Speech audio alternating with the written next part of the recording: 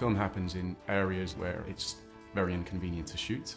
You don't want to take axes up there, and it's not called the death zone for nothing once you get above a certain height. So we needed to figure out what was the best way to do it justice in Pinewood Studios. The top of it is what we're dealing with. The upper 3,000 feet is mostly what we deal with on the Bond stage.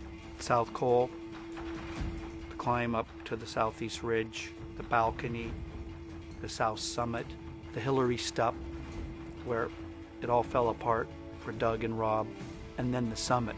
Let's do it.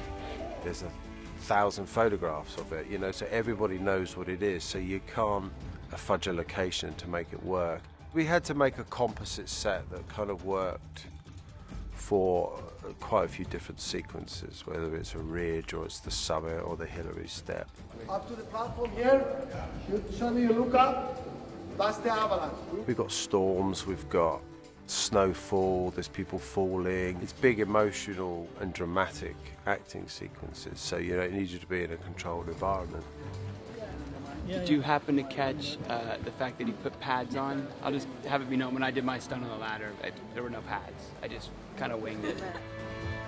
For the summit, you've got to be so specific, you want so much control. The reality of when people go up Everest, they can only go at certain times of day. It's all about how the shadows fall on the mountain and everything like that too, and where the sun comes from. Therefore, in order to replicate it, you need to be able to recreate the light. It gives Sal much more potential to control the light, because during the ascent it's a beautiful, crisp spring morning. That's the whole kind of gist of the story, that it's all so perfect, all so well, but it obviously ends quite badly. The salt we used for the snow in the studios it's brutal. I had a lot of scenes with Josh, so we'd kind of go through the same experience, and man, I mean, he's a strong man, but he was saying how harsh it was. You're resorting to imagination more than the reality of what you're going through, and yet you've already created this core group and this core feeling that you can rely on. The mountain climbing award goes to... It was really a sum of its parts. It's a set that you shoot from 5 or 6 different angles to be 5 or 6 different moments on the mountain. I like to call it the hair extension way of doing it, because doing it all in pan would be a wig, But like mixing the real stuff with things, of course, we couldn't do it really because it's too high. Really makes for both, not only visually, but also I think for the performances makes it much more real. Dardi, the visual effects supervisor, is going to blur the edges and just sort of gel it together. The way we had really wanted to achieve this was by building a 3D model of the entire Everest area.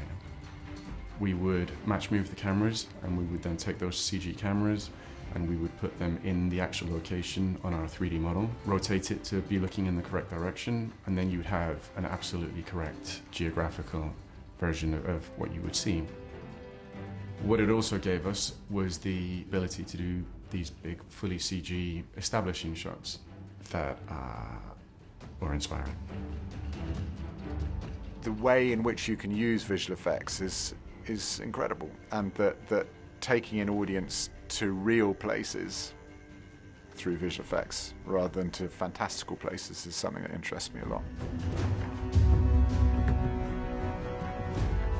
The thing about Ball is he knows what he wants. Ultimately, when he gets there and he's not happy, he'll stop the shoot until it's done right, and that's great because he's a man from the snow and ice, so he knows snow and ice, which obviously makes my job slightly more difficult because he has a very, very critical eye. But it's good because it's always pushing us as a department to try and get it as realistic and gritty and visceral as the story demands. It's been remarkable to see what can be done on a big stage. I found that really reassuring and really caused me to have such a high regard for the quality of this team and their craft, that they could take a synthetic mountain in a big stage and make it look and feel like the top of Mount Everest.